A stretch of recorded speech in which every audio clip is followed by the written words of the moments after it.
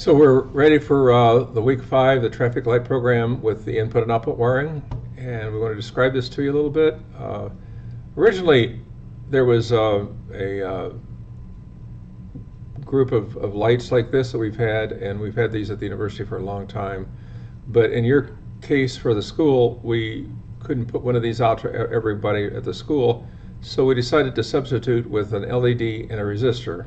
So in your kit, you're going to find a set of green, yellow, and red LEDs and some resistors. And the resistor that you would want to use would be the 6.8K, which is in a separate little baggie labeled as 6.8K resistors. And they also would have the color blue, gray, red on them. So if you have those are the ones you want to use.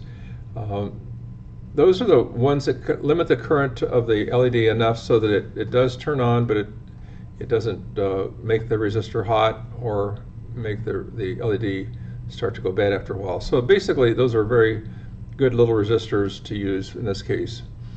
We want to do the following circuit.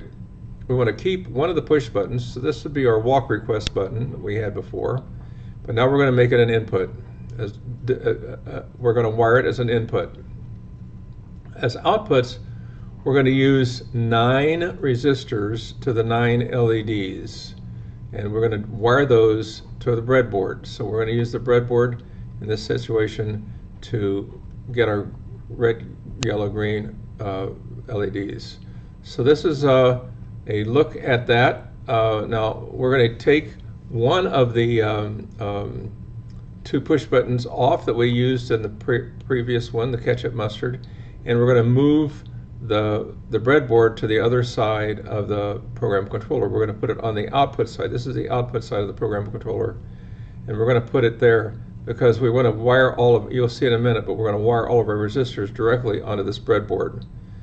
We're going to keep the push button, one of them, and we'll keep the wiring as it was for it, but we're going to wire the resistors, and you'll see here in a minute how we're going to do that. So now we have the 9 resistors from the 9 outputs, and they're wired directly from the outputs to these 5 across on the breadboard, and we skip one and we do another one, we skip one, we do another one, we skip one and do another one. We do that all the way down after we've got the switch. Now, if there's a little trick here, and that is that in the middle of the breadboard there's a break, and this break is right, I think, right here. But anyway, well, you'll see that you have to put a jumper across if you want to have a common blue all the way across. You have to put a jumper from this half to this half. We'll accommodate that. Now, if you move everything down to this end and put the switch way down at this end, you can get all the resistors down at this end, and you don't have to put that little jumper in. But I put it in just in case you went across the midpoint of the breadboard. Here's the full wired system. Now, I'm showing you this because I'm going to explain this to you in a minute, all the detail of this, but I've got other pictures of it as well. But here is a picture with working with the jumper. Here's the midpoint of where the break is in the blue across, and we jumper from one side to the other to give us our neutral that goes all the way back to the M up here. But it goes from this side, goes around, and goes around to the other side. So we capture all of the neutrals on these 2 blues are all tied to the same wire. There's a flat side and a shorter wire. So the shorter wire and the flat side go to the blue connection, and the other side of the LED goes to the other side of the connection. I'll show that in a minute. You can see it a little bit better in this picture. The short side goes to the blue, to this blue long run right here. That's the common, and the other side goes to the side with the 5. We use a jumper, goes between the 2, and we catch the resistor up here, and then the resistor goes up to the output terminals.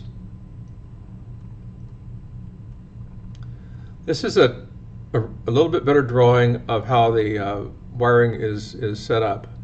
So we go from the output terminals. We go from Q0, Q1, Q0.0, Q0.1, Q0.2, and then 4, 5, 6, 7, and then there's no 8, and then it's 1.0. So basically, we go from that output terminal through the resistor to one of these 105s, okay? Then we put a jumper from across that 105 over to another 105, which then we tie to the LED, and then from the negative side of the LED we go to the blue or the negative side of the M connection.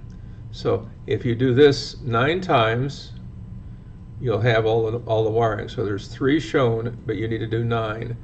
There's these 3, and then you do another set of 3 and another set of 3, and you're done. And if you go red, yellow, green, you'll have it. Okay, so the program will be shown here in a minute, but I'm going to show you a little bit of it right here.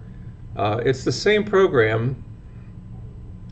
This part is the same, but there's some changes in the part down here, and what we did was we changed the M where we had an output coil that was labeled north-south green. It was an M bit.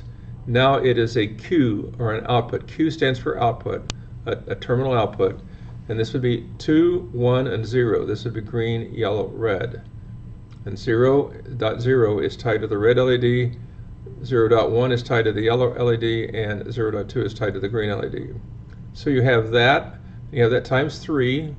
You have the east, you have the north-south, and you have the east-west, green, yellow, red, and then you have the turn, green, yellow, red, and those are labeled here.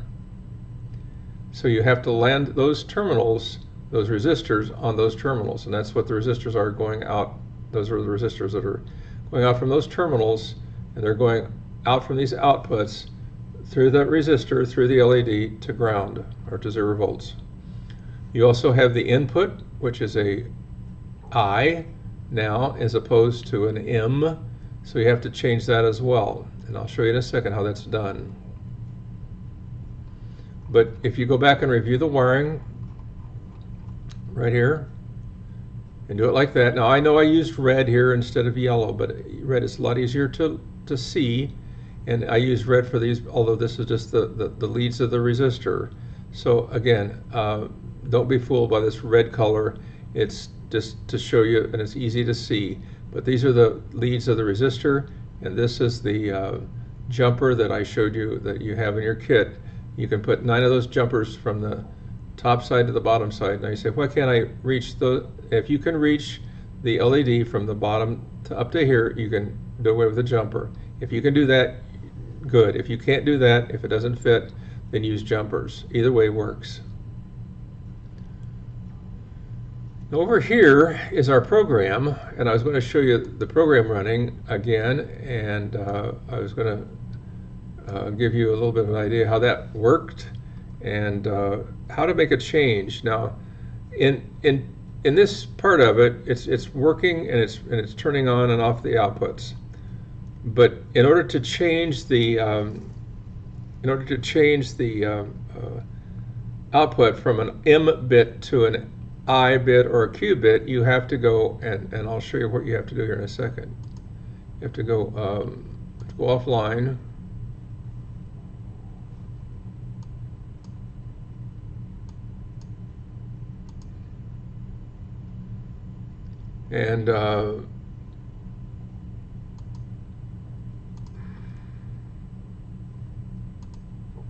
And also, when you get into that bit, you right click on it if it's an M bit and rewire it, not rename it, but rewire it, rewire. And when you do that, you just change the M bit to the appropriate Q bit, Q 1.0 for instance, and it will change. And then you recompile up here and then download, and then it will turn the program into what we have here. Okay, and that's that shows you the methodology, the rewire. Right click on the coil and then rewire. Now I'm going to show you a video as well of the working of this, and I'll get that up in a second.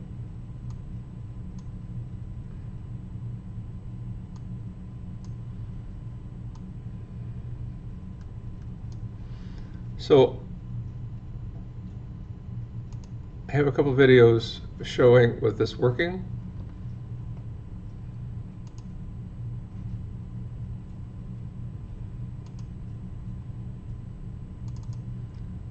This is one of them.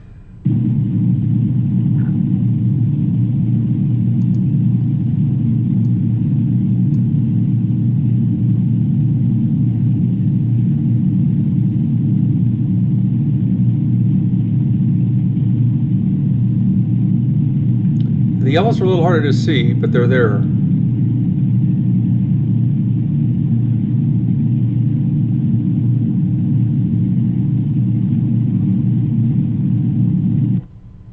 Okay, now that's without pushing the request button. Now this is with pushing the request button for a walk. So I got them both. This is the one with the pushing the request button. Now this is the time we push the request button for the walk.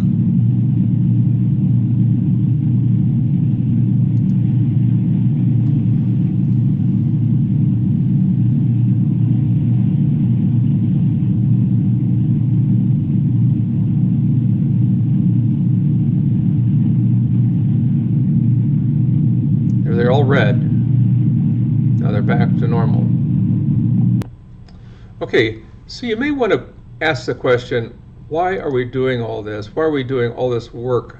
Well, it basically is to get us set up so that we can write programs with outputs, and we're going to have to do that, and have to wire resistors to breadboards and that type of thing.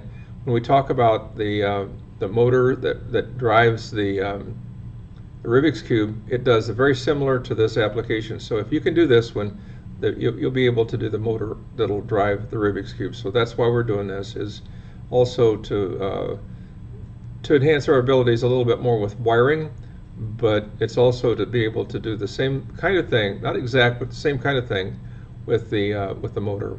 So hopefully you got this one to work, and it's fairly straightforward, and we'll see you next time. Take care.